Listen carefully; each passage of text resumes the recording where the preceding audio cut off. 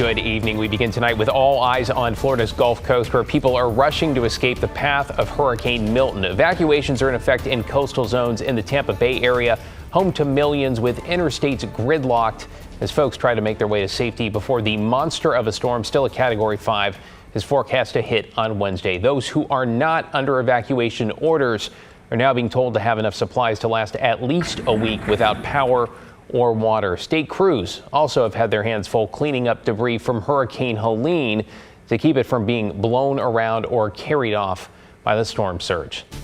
Thanks for joining us. I'm David Mulco, joined by Chief Meteorologist Matt Safino. Matt, let's talk about the latest on the timing and Milton's projected path. What do we know? Yeah, David, we expect landfall about 24 hours from right now, basically. It'd be around this time tomorrow night, which would be 2 a.m., of course, on the East Coast. This is earlier. You can see the intense eye of Milton as it churned across the Gulf of Mexico. This is the current imagery. Now coming into radar range, some of the radars off of Cuba and potentially from Key West, just on the outer edge of radar. This is an old frontal system to the north. It doesn't help. That's just going to increase the rainfall amounts as Milton continues to chug its way towards the coast of Florida. It is a Category 5.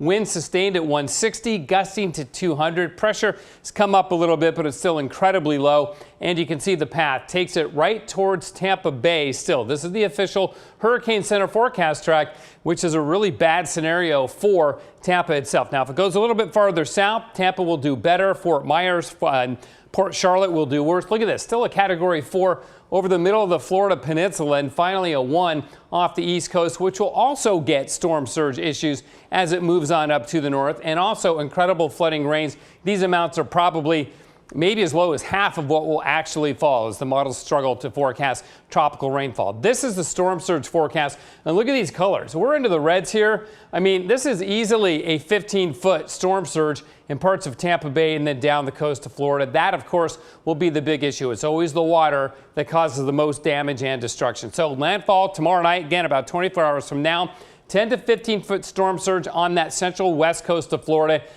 And that is unsurvivable, and that's what officials have been telling people about this.